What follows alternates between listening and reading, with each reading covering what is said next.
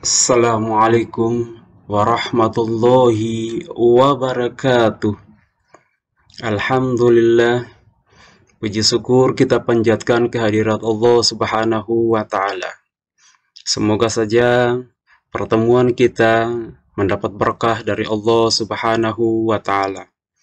Salawat dan salam, marilah kita selalu persembahkan salawat kepada beliau. Allahumma sholli ala Muhammad wa ala ali Muhammad. Anak-anakku sekalian yang saya hormati, pada pertemuan berikut ini kita akan membahas materi tentang prinsip-prinsip dan praktik ekonomi Islam. Untuk materi tentang ekonomi Islam yang akan kita bahas pertama kali ini adalah tentang prinsip dan praktik ekonomi Islam. Prinsip dan praktik ekonomi Islam akan dibagi dalam 4 pembahasan, yaitu yang pertama adalah tentang konsep harta dalam Islam, yang kedua adalah prinsip-prinsip ekonomi Islam, yang ketiga adalah macam-macam transaksi dalam Islam, dan yang keempat adalah penerapan prinsip dalam ekonomi Islam. Sekalipun prinsip dan praktik ekonomi terbagi atas 4 pembahasan, namun saya akan membagi pembahasan tentang prinsip dan praktik ekonomi Islam ini dalam 3 part atau 3 bagian. Bagian pertama akan kita bahas tentang konsep harta dalam Islam dan prinsip-prinsip ekonomi Islam. Sedangkan yang kedua adalah tentang macam-macam transaksi dalam Islam, dan yang ketiga adalah penerapan prinsip dalam ekonomi Islam. Baik anak-anakku sekalian yang berbahagia, bicara tentang konsep pengelolaan harta dalam Islam disebut juga dengan muamalah. Muamalah dapat dimaknai sebagai hubungan antar sesama manusia yang dalam bahasa Quran dikenal dengan istilah hablum minan nas. Muamalah tidak hanya membahas tentang hubungan antar sesama manusia, tetapi juga tentang hubungan antar manusia dengan alam sekitarnya. Dalam konsep hukum ilmu fikih, kajian khusus tentang muamalah itu dibahas dalam buku fikih muamalah. Isi dari kajian muamalah terus mengalami perubahan dari waktu ke waktu. Pada pengkajian terakhir, pengkajian khusus tentang fikih muamalah itu dibagi di dalam 7 bagian yang bisa dilihat di layar kaca Anda semua. Yang pertama adalah tentang jual beli, yang kedua adalah tentang hibah, yang ketiga adalah tentang sewa menyewa, yang keempat adalah tentang pinjam meminjam, yang kelima adalah tentang perserikatan atau persekutuan atau hubungan kerjasama, yang keenam adalah pemberian jaminan usaha, dan yang terakhir ketujuh adalah perdamaian dalam melakukan transaksi. Baik anak-anakku sekalian yang berbahagia, untuk membahas materi ini lebih jauh, marilah kita sama-sama mendengarkan ayat Quran surah Al-Baqarah ayat 29. Anak-anakku sekalian yang berbahagia, dalam konsep pengelolaan harta, pada dasarnya kita manusia diberi kebebasan untuk mengelola harta benda, asalkan tidak menimbulkan perselisihan sebagaimana yang dijelaskan dalam Quran surah Al-Baqarah yang barusan dibaca. Dialah Allah yang menciptakan segala apa yang ada di bumi untukmu. Ayat ini memberikan pemahaman kepada kita bahwa Allah Subhanahu wa Ta'ala telah menganugerahkan rezeki yang besar, yang banyak dari langit dan bumi khusus untuk manusia, untuk dikelola dan dimanfaatkan untuk kelangsungan hidup, baik dipergunakan untuk kepentingan keluarga, untuk masyarakat, dan tentunya tidak melupakan kepada Sang Pencipta atau penyedia rezeki. Di dalam ayat lain juga, sama masih dalam Quran surah Al-Baqarah ayat 188, menjelaskan bahwa di dalam ayat ini, bahwa dalam pengelolaan harta benda, justru kita dilarang untuk menzalimi antara satu dengan yang lain. Pengelolaan harta benda, sekalipun diberi hak kepada pemilik harta benda secara bebas untuk mengelola harta benda, tetapi tentunya didasari pada asas-asas dan prinsip-prinsip pengelolaan harta yang diatur dalam Islam. Anak-anakku sekalian yang berbahagia, Allah Subhanahu wa Ta'ala sebagai pemilik hak atas harta yang dikaruniakan kepada umat manusia, tentunya diberi kewenangan untuk mengolah harta benda dan kemudian dimanfaatkan untuk kepentingan dan kelangsungan hidupnya.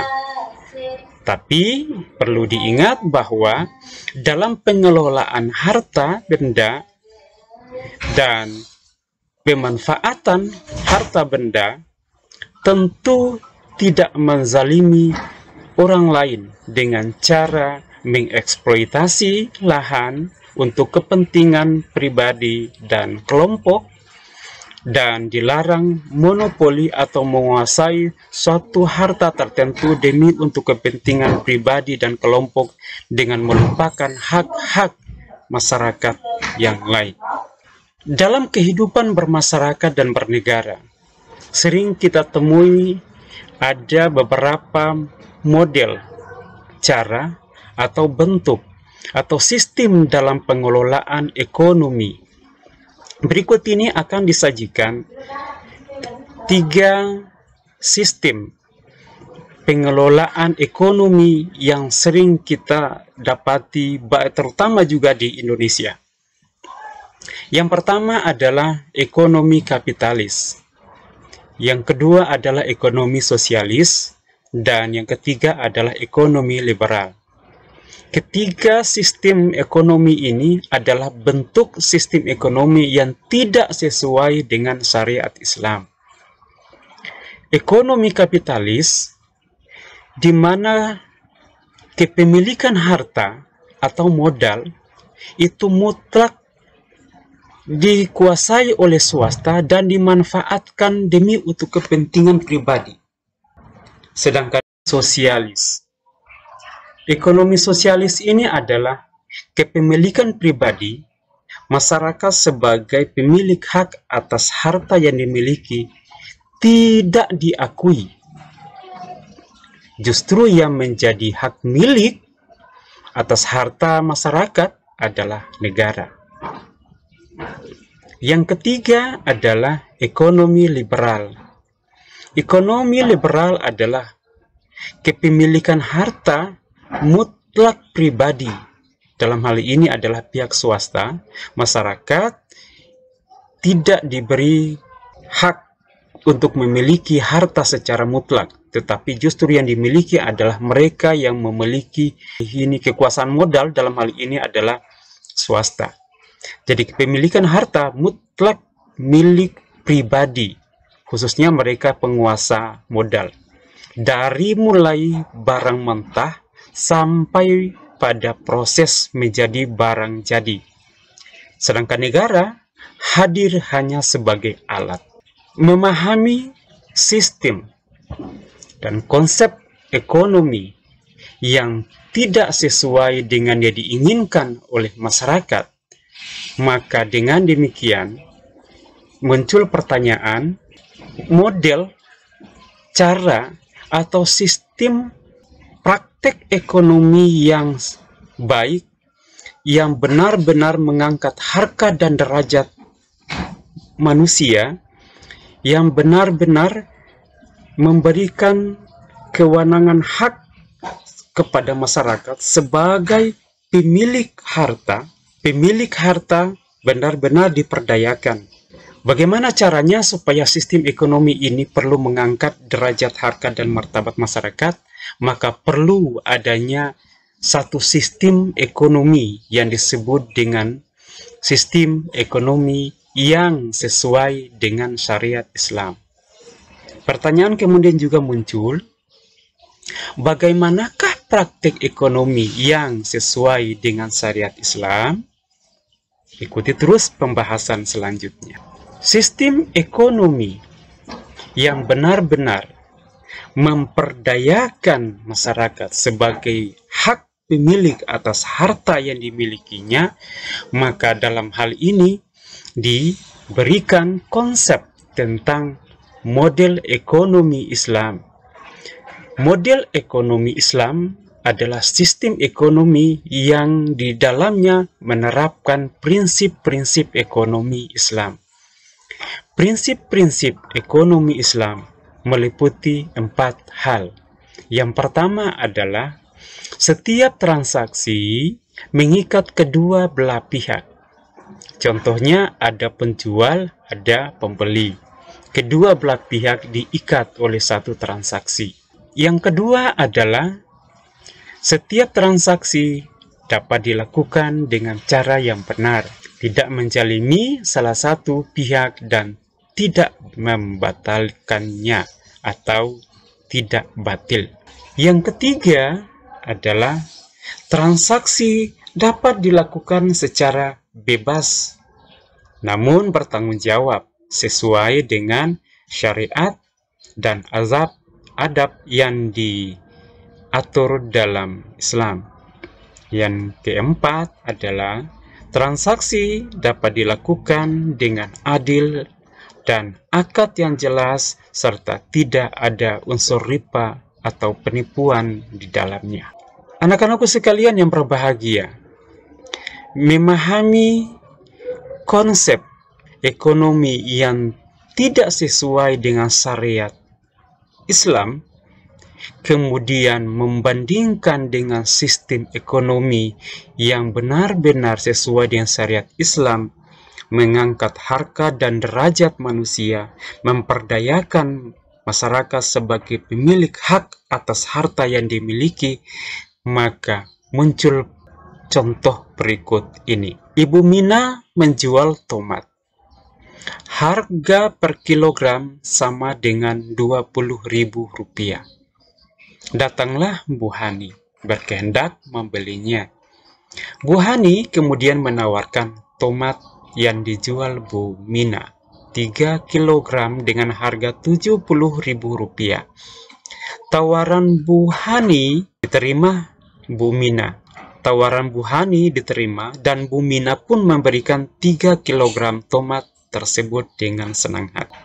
Anak-anakku, tolong simak dengan baik-baik contoh ini, kemudian analisiskan contoh ini dengan prinsip ekonomi Islam yang ada di samping. Setelah Anda menganalisis, maka kemudian muncul pertanyaan. Yang pertama adalah, adakah penerapan prinsip ekonomi Islam dalam contoh di atas? Kalau memang ada,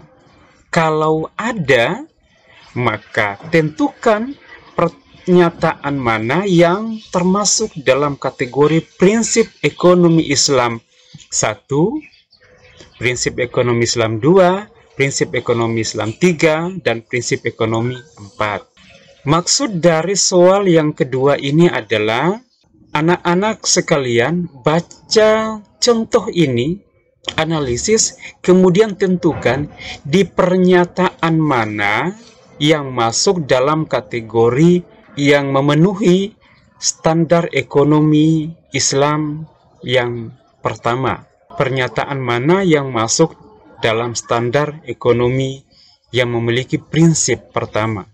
Pernyataan yang berikut mana yang memenuhi standar prinsip ekonomi yang kedua, dan pernyataan mana yang memenuhi standar prinsip ekonomi yang ketiga, dan pernyataan mana yang memenuhi standar prinsip ekonomi yang keempat. Setelah Anda menganalisis, kemudian menjawab soal ini dengan baik, maka tulislah jawaban Anda di kertas kuarto F4 atau di kertas double folio atau kertas bergaris atau di buku tugas pun bisa, dan serahkan ke Bapak Ibu guru di kelas. Baik anak-anakku sekalian, sampailah kita pada kesimpulan bahwa transaksi ekonomi Islam adalah transaksi yang didasari pada asas dan prinsip-prinsip ekonomi Islam. Salah satu asas ekonomi Islam adalah unity, yang artinya kesatuan, yaitu pada dasarnya harta itu milik Allah, manusia hanya diberikan hak untuk mengelola dan memanfaatkannya, sebagaimana yang dijelaskan dalam Quran Surah Al-Baqarah ayat 29 dan 188. Dan yang ketiga adalah pengelolaan dan pemanfaatan harta. Perlu disadari bahwa dalam harta yang kita miliki juga menjadi hak atas milik orang lain. Demikian pembahasan kita kali ini tentang ekonomi Islam. Semoga menjadi bahan pengetahuan buat kita semua. Dan sudah disampaikan pada pertemuan awal bahwa khusus materi tentang prinsip dan praktik ekonomi Islam dibagi dalam 3 part atau 3 bagian. Yang kita bahas ini adalah di part pertama. Nanti akan ada part atau bagian pembahasan yang kedua dan ketiga. Demikian, billahi taufiq wal hidayah. Wassalamualaikum warahmatullahi wabarakatuh.